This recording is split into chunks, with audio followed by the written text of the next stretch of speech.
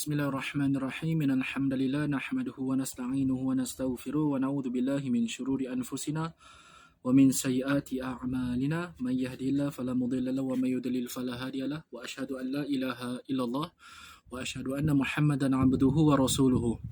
Assalamualaikum warahmatullahi wabarakatuh.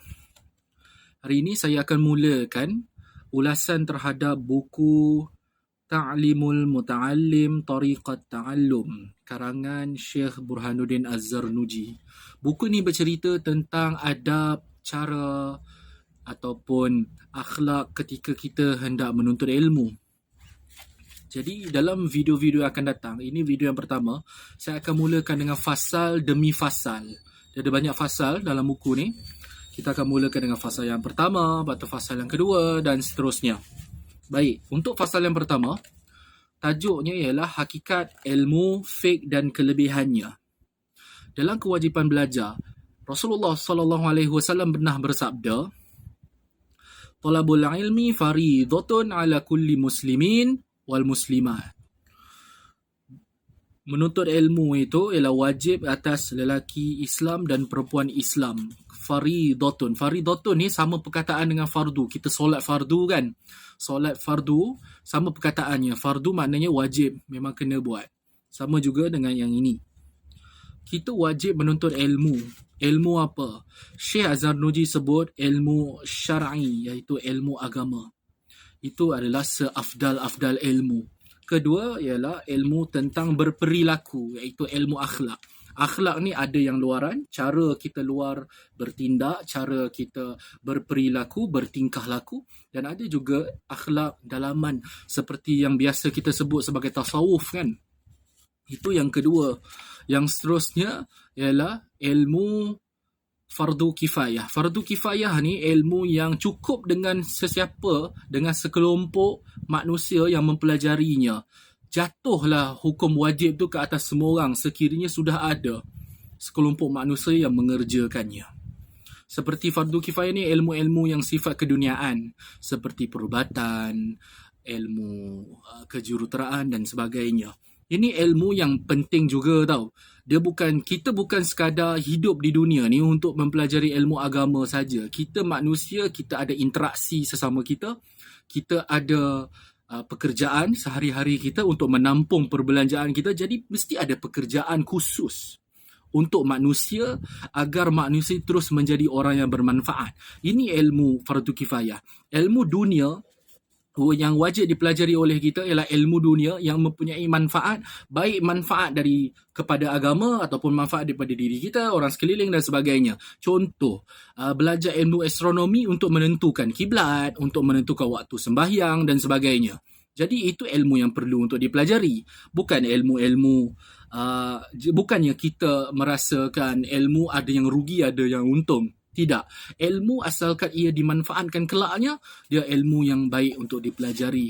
Walaupun ilmu agama ataupun ilmu dunia sekalipun. Ilmu ni, dia ada keutamaan kepada kita sebab ilmu sebagai perhiasan kepada diri manusia. Iaitu lagi-lagi kita orang Islam.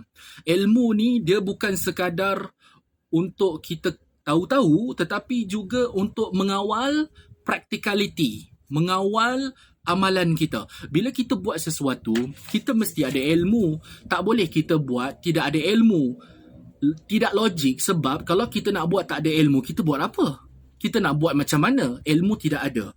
Jadi ilmu adalah untuk mengawal practicality tersebut, mengawal amalan tersebut supaya amalan tersebut sentiasa betul dan tepat berdasarkan ilmu yang betul juga. Untuk kita, macam kita kalau kita bayangkan, kita tengah buat perniagaan, kita tengah bisnes. Kalau bisnes kita nak maju ataupun bisnes kita nak nampak hasil, kita mesti ada ilmu yang betul untuk diaplikasikan ataupun direalisasikan. Mesti ilmu yang betul. Kalau kita buat-buat semata-mata, tidak akan ada hasil. Kalau tak, apa gunanya kita belajar? Belajar ni, sebab itu ilmu dalam Islam, dia mempunyai tingkat yang tertinggi dalam agama. Sebab itu, kita perlu untuk ada adab-adab tertentu. Dalam fasal-fasal selepas ni, kita akan bincang lebih terperinci. Jadi ilmu itu perlu untuk dipelajari untuk kita, kepada kita, oleh kita, supaya kita mengawal amalan kita supaya tetap ada hasil dan tetap berpandukan kepada benda yang betul. Dan kalau kita mengamalkan sesuatu, ilmu berperanan untuk, kita kata, sebagai accountability kepada amalan kita.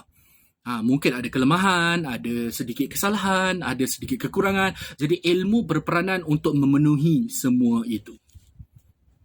Okey? Baik, ilmu ni apa? Ilmu ni sesuatu yang memang hakikatnya begitu. Yang nyata, yang hakikatnya adalah begitu. Ilmu ni, dia menjadi hujah kepada kita atas apa-apa tingkah laku kita. Contoh, kenapa kita buat sesuatu? Kerana kita tahu ilmu itu kena buat. Contohnya solat fardu. Kenapa solat fardu? Kerana kita belajar menurut ilmu, solat itu memang fardu, memang wajib, memang kena dibuat. Kenapa kita elak untuk berbuat sesuatu? Kenapa kita tak nak buat sesuatu benda? Kerana berdasarkan ilmu, benda itu memudaratkan kita.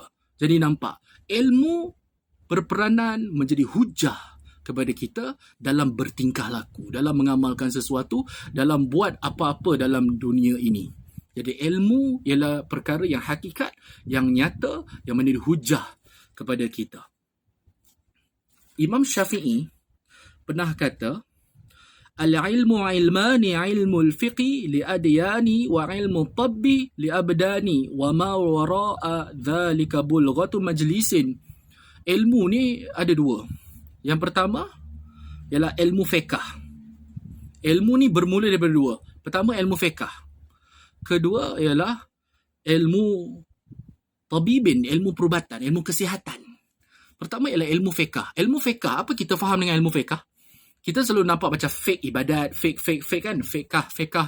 Kita selalu terbayang bila kata fiqh ni mesti hukum hakam, undang-undang, peraturan.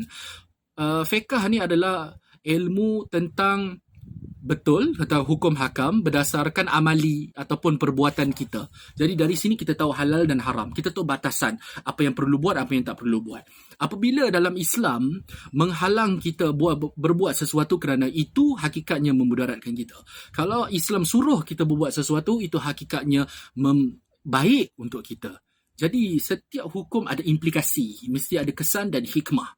Bukan sekadar kita dibataskan dari berbuat sesuatu, tidak. Sebenarnya ada sebab, ada hikmah dan ada kebijaksanaan di sebalik sesuatu peraturan. Itu fiqh. Kalau literalnya fiqh ni datang daripada kata al-fahmu, kefahaman. Kan? Datang daripada, kalau pernah dengar hadis, man yuridillahu bi khairan yufaqihu fid din. Barang siapa yang Allah nakkan kebaikan untuk seseorang itu, yufaqihu fid din. Allah akan bagikan dia kepahaman tentang agama. Iaitu yufaqih. Kedua ialah ilmu perubatan. Nampak ilmu ni, Imam Syafi'i kata dia salah satu bermulanya ilmu kesihatan. Ilmu ni bukan sekadar dunia, mungkin ada orang kata ni dunia dan sebagainya, tetapi kita kena fikir lebih jauh. Memang ilmu tu ilmu kesihatan, tetapi tanpa pengetahuan tentang kesihatan, macam mana kita nak kekalkan badan yang sihat? Kalau badan kita tak sihat, macam mana kita nak terus mengamalkan ritual-ritual ibadat? Nampak? Dia kesan dan kesan. Jadi kita perlu sentiasa berwaspada dengan perkara-perkara begini. Bukan sekadar menuduh ini ilmu kafir, ilmu ini dan sebagainya. Ia ada manfaat untuk kita. Manfaatnya apa? Manfaatnya bila kita sihat, kita boleh lagi beribadat dan sebagainya. Jadi itu nak menunjukkan ilmu bukan sekadar apa yang diajar dalam agama, tetapi ilmu dunia yang membawa kepada agama, memberi manfaat kepada kita juga kita perlu belajar. Ingat satu hadis, Rasulullah kata, orang yang menuntut ilmu ni, malaikat letakkan sayap menuntupi orang yang mempelajari ilmu. Lepas tu semua malaikat di langit dan ikan-ikan ataupun haiwan-haiwan lah, ikan-ikan di dalam laut juga meminta ampun kepada orang yang menuntut ilmu.